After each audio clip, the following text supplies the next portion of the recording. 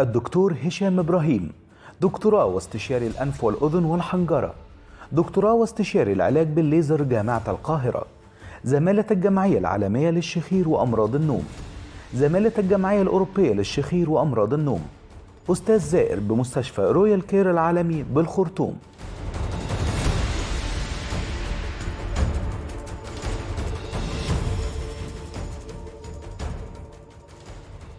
اهلا بكم.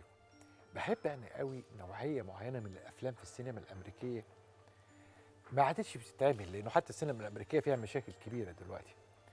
هي انه القصه تبدا بانه في غلطه معينه في شيء، في حاجه غلط في شيء معين، في جرم معين، ميستيك معين عمله شخص فادى الى كوارث رهيبه. فيقول لك المثل العربي المشهور: معظم النار من مستصغر الشر. مع ضيفي العزيز القيمة العلمية الكبيرة والاسم القدير في عالم الأنف والأذن والحنجرة، الأستاذ الدكتور هشام إبراهيم، استشاري الأنف والأذن والحنجرة، دكتور الأنف والأذن والحنجرة واستشاري العلاج بالليزر من كلية طب جامعة القاهرة، زمالة الجمعية الأوروبية للشخير وأمراض النوم، والأستاذ الزائر بمستشفى رويال كير بالخرطوم. أهلا بيك يا دكتور هشام. أهلا يا دكتور أيمن بيك. اللي أنا حكيته ده بيحكوا لك أكتر وأكتر في العيادة ده يوميا.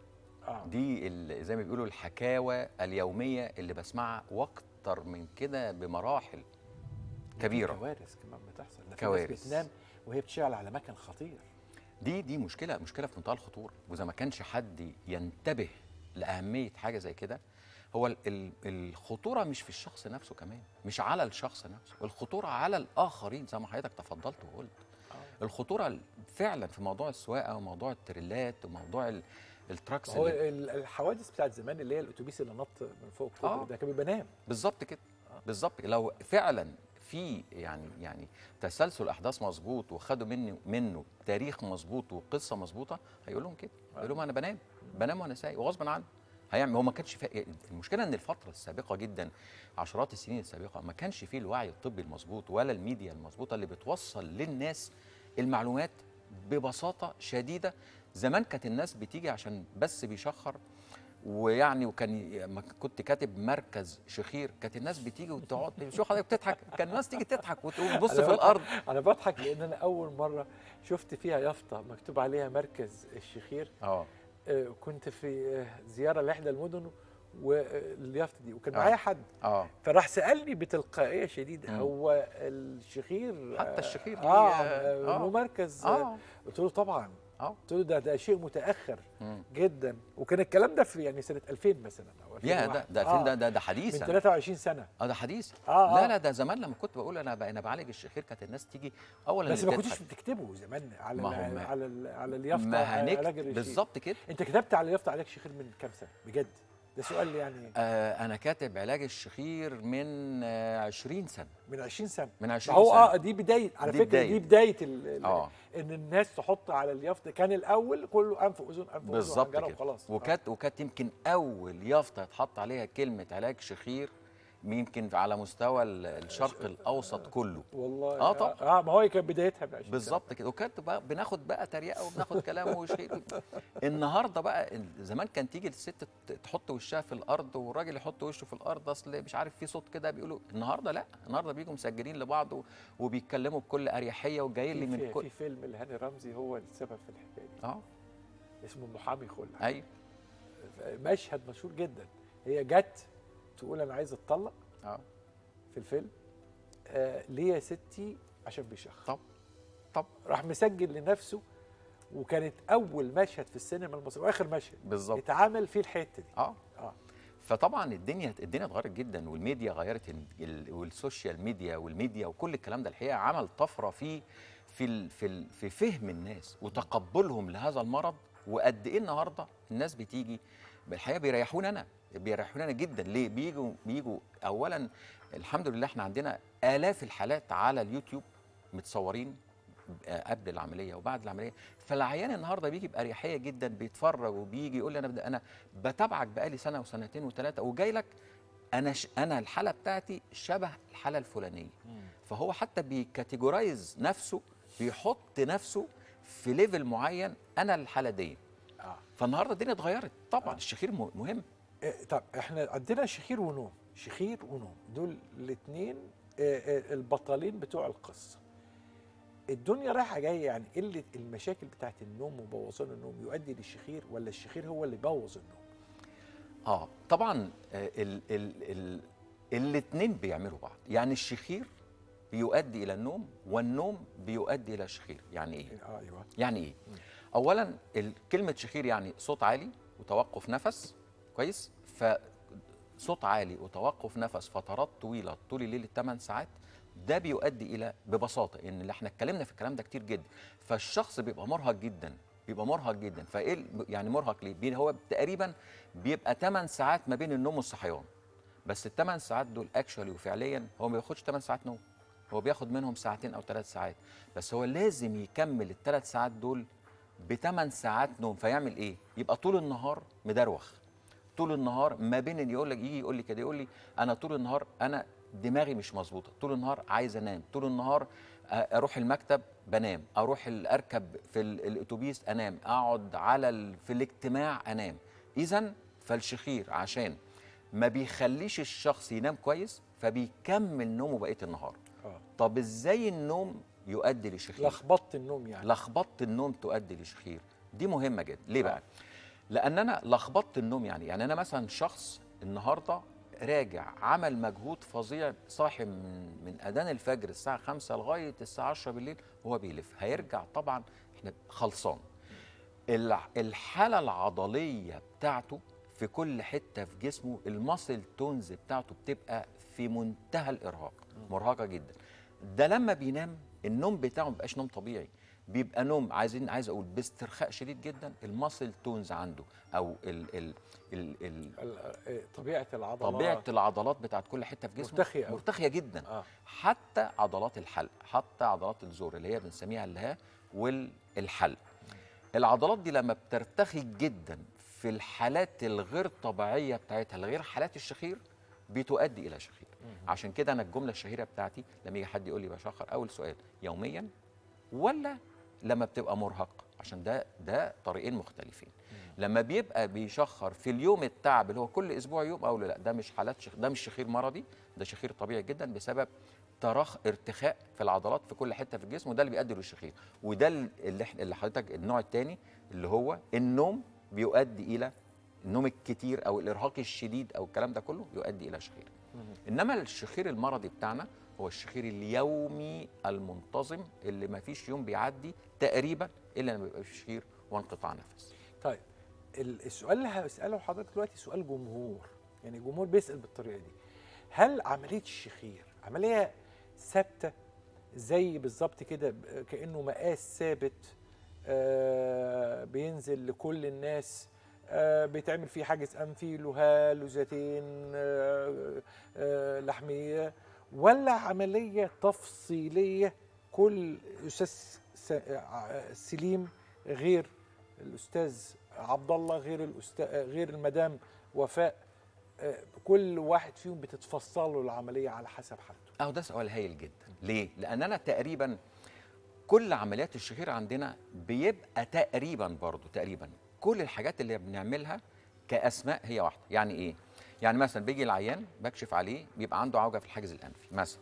عوجة الحاجز الأنفي درجات، في مثلا حد عنده 10% وفي حد عنده 80 و90% بسبب كسر أو خبط، لكن دي عوجة ودي عوجة. دي نمرة واحد. نمرة اتنين، تضخم الغضروف زي ما بنقول دايما بيبقى سكندري أو نتيجة لعوجة الحاجز الأنفي. 3، تضخم اللوز أو وجود اللوز في حد ذاته في عيان الشخير والخنقة، حتى لو اللوز نفسها مش متضخمة ولكن حتى لو صغيرة بتبقى مترهلة.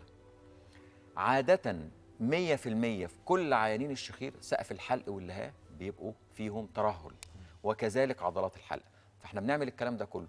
ارجع بقى لسؤال حضرتك، هو دي اسطمبة لكل العيانين؟ شوف حضرتك النو هاو بتاع الشخير في اللي هقوله دلوقتي، ان كل الحاجات دي بتتعمل الفنيات بقى بتاعت الشخير، التركه بتاعت الشخير في اللي انا كعمليه في اللي انا هقوله. الحاجه الوحيده اللي في كل اللي انا قلته بتتعمل كلاسيك واي حد طبيعي ممكن يعملها، استئصال اللوز. استئصال اللوز بتتعمل بطريقه كلاسيكيه جدا، بنشيل اللوز بنسبه 100% زي اي شيل لوز. آه. دي الحاجه الوحيده اللي ما فيهاش فنيات قوي. مم. تمام كده. انما تعالى للباقي بقى. الباقي ده هو تفصيل. هو المشكله الكبيره. هو السؤال نمره واحد، هل سقف الحلق واللهاه زي ما حضرتك قلت كده وللعيان نمره واحد واثنين وثلاثه واربعه بعملهم زي بعض؟ استحاله. استحاله. ده انا حتى منظار التشخيصي اللي انا بعمله والكشف بتاعي اثناء الكشف، الديسيجنز او القرار اللي انا باخده بيتغير بنسبه 20% جوه اوضه العمليات. ليه؟ لان جوه اوضه العمليات العيان بيسترخي معايا 100%، فبيبان معايا نسبه الليونه واسترخاء وارتخاء عضلات كل من سقف الحلق واللهاه وعضلات الحلق. وهم الثلاثه دول المشكله العويصه والمشكله الخطيره في عمليات الشخير. اللي ما يعرفش يعمل الثلاث حاجات دول بنسبه مهاره 100% ما يقندش ايده في عمليه شخير. لان الثلاث حاجات دول لو اتعاملوا مش مظبوط، يا اما العيان يا اما العيان هيخاف جدا يشتغل فيبقى التحسن مش كويس، يا اما يشتغل باجريسيف بطريقه زياده عن اللزوم ويؤدي لاختناق العيان بلا رجعه. وهي دي الخطوره. بيجي لنا عيانين مش يعني فعلا من فتره انا جالي عيان مش عايز اقول مين وعلى مستوى ايه، عمل له عمليه وجاي يعني وكانت بنت الحقيقه عندها بتاع مثلا 16 17 سنه، للاسف ما قدرتش اعمل لها حاجه لان حصل تليف في منطقه السقف الحلق واللهاه. ما تليف نسبته 90% خلى مجرى التنفس عندها 10%. للاسف ملهاش علاج. هي دي الخطوره بتاعت عمليات الشخير، ان ما حدش يجرؤ يدخل فيها الا لما يبقى خبراته في الجزئيه دي بالذات. يعني الحاجز الانفي مثلا ما عملوش بنسبه 100%، عملوا 80% 70%، ممكن نتدخل مره تاني ونصلحه، الا لو كان في ثقب للاسف بيبقى صعب جدا. الغضروف ما عملوش كويس قوي او ما عملوش خالص او وات ايفر بقى هو عمل ايه، لكن في حاجات دي مناطق يمكن التعامل معاها مره تاني. اللي هو الغضروف والحاجز الانفي. لكن سقف الحلق لا. سقف الحلق ده اولونن يا يتعمل مظبوط يعني مني بقى. لا ابوس ايدك ما تمدش ايدك فيه بالظبط كده. دايما عمليات الشخير والناس بدات تفهم الكلام ده لازم تعمل في مركز متخصص لعمليات الشخير. يعني لازم يبقى فيه فريق عمل او بمعنى اصح تجهيزات خاصه بهذه النوعيه من الجراحات. طبعا 100%. ليه؟ لان انا قعدت فتره طويله برضه بشتغل زي اي حد. العيان بيجي لي او دي مستشفى باخد الاجهزه معايا، عمليه مرهقه الحقيقه ما تعرفش حضرتك قد ايه. وطبعا عشان اطلب من المستشفى ان هي تجهز لي الاجهزه بتاعه الشخير الخاصه بالشخير، سواء كان كوبليشن، سواء كان راديو فريكونسي، سواء كان شيفر، سواء كان مناظير مخصوصه، سواء كان المناظير بتاعه التخدير، لان عيان الشخير ما بيتخدرش بسهوله.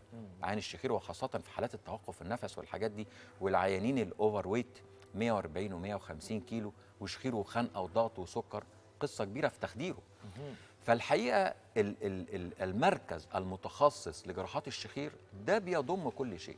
اولا بيضم البيرسونال اللي هم الاشخاص المؤهلين والمدربين من اول ما بيخش المريض بيعرفوا ازاي يتعاملوا معاه، سواء كان بيه عمل فحوصات الشخير الكامله، سواء كان اكسجين والطول ولهاو وحلق وقياسات كامله، دي نمره واحد، سواء كان في المناظير اللي موجوده. لكن الاهم طبعا اوضه العمليات. اوضه العمليات النهارده اذا ما كانش يبقى فيها على الاقل 4 اجهزه اساسيه للشخير ما تعتبرش الحقيقه اوضه عمليات مجهزه للشخير، وتبقى فيها نواقص كتير جدا. عشان كده العيان لما بيجي بيقول انت هتعمل لي العمليه بالكوبليشن اللي احنا سمعنا فيه واللي احنا شفناه، ولا هتعملها لي بالراديو فريكونسي، كانت بتبقى اجابتي دي عباره عن كلها ادوات واجهزه موجوده عندي، انا بختار الجهاز احسن جهاز لاحسن نقطه بشتغل بيها. فهي دي ميزه المركز الحقيقه، بيبقى سواء كان التخصص موجود، سواء كانت الاجهزه موجوده، سواء كان العماله المدربه اللي موجوده، سواء كان قبل العمليه واثناء وبعد العمليه. انت نورتنا واسعدتنا وكالعاده ابدعت. اشكرك يا ضيف دكتور ايمن. العزيز القيمه العلميه القديره والاسم اللامع الاستاذ الدكتور هشام ابراهيم، استشاري الانف والاذن والحنجره واستشاري العلاج بالليزر وزماله الجمعيه الاوروبيه للشخير وامراض النوم، والاستاذ الزائر بمستشفى رويال كير بالخرطوم، واحد من نجوم عالم الانف والاذن والحنجره، كان ضيفا كالعاده مبدعا في واحده من حلقاتنا المثيره جدا، الشخير والنوم، هذه الثنائيه المخيفه للغايه. خليكم دايما معنا.